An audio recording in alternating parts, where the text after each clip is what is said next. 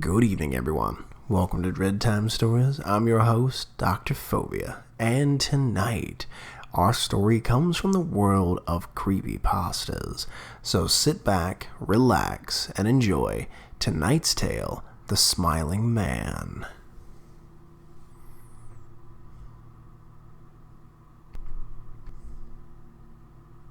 About 5 years ago, I lived downtown in a major U.S. city. I've always been a night person, so I would often find myself bored after my roommate, who was decidedly not a night person, would sleep. To pass the time, I used to go for long walks and spend the time thinking. I spent 4 years like that, walking alone at night, never once had a reason to feel afraid. I used to joke with my roommate that even the drug dealers in the city were polite. But all of that changed in just a few minutes one evening. It was a Wednesday, somewhere between 1 and 2 in the morning. I was walking near a police-patrolled park, quite a ways from my apartment. It was a quiet night, even for a weeknight. Very little traffic and almost no one on foot. The park, as it was most nights, was completely empty. I turned down a short side street in order to loop back to my apartment when I first noticed him. At the far end of the street, on my side, was the silhouette of a man dancing. It was a strange dance, similar to a waltz, but he finished each box with an odd forward stride. I guess you could say he was dance walking, headed straight for me. Deciding he was probably drunk, I stepped as close as I could to the road to give him the majority of the sidewalk to pass me by.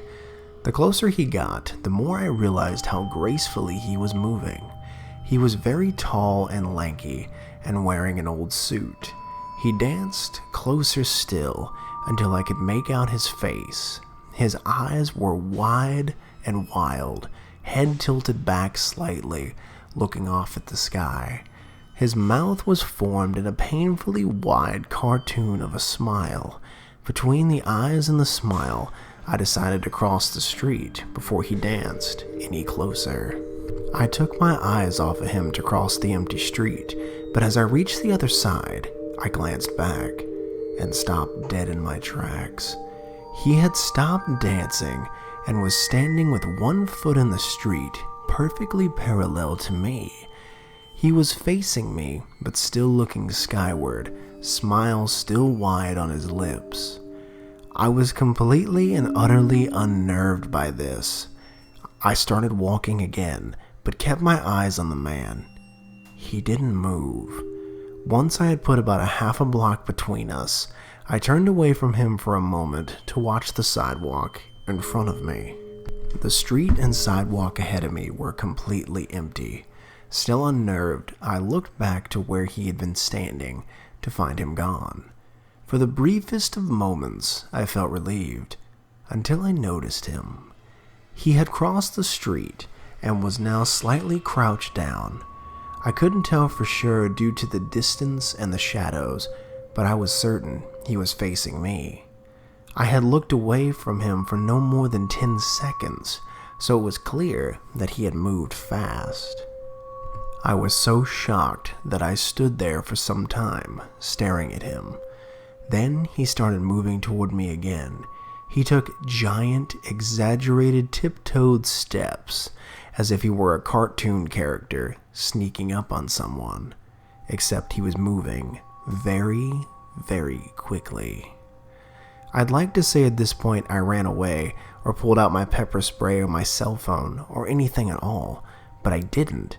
I just stood there, completely frozen as the smiling man crept toward me. And then he stopped again, about a car length away from me, still smiling his smile, still looking toward the sky. When I finally found my voice, I blurted out the first thing that came to mind. What I meant to ask was, "What do you want?" in an angry, commanding tone, but what came out was a whimper, "What?" Regardless of whether or not humans can smell fear, they can certainly hear it. I heard it in my own voice, and that only made me more afraid. But he didn't react to it at all. He just stood there, smiling. And then, after what felt like forever, he turned around and very slowly started dance walking away, just like that. Not wanting to turn around to him again, I just watched him go until he was far enough away to be almost out of sight. And then I realized something. He wasn't moving away anymore, nor was he dancing. I watched in horror as the shape of him grew larger and larger. He was coming back my way, and this time he was running. I ran too. I ran till I was off the side road and back onto a better lit road with sparse traffic. Looking behind me then, he was nowhere to be found.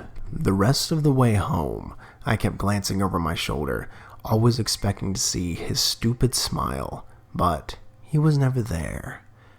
I lived in that city for 6 months after that night and never went out for another walk.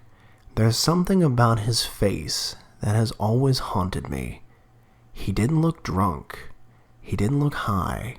He looked completely and utterly insane.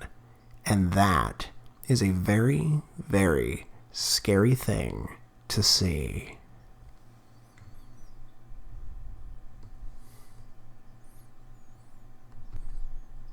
That was The Smiling Man. I hope you enjoyed it, and thank you for listening. Like I always say in closing, check under your bed, look in your closet, and sleep with the light on. The life you save may very well be your own. Good night, everyone.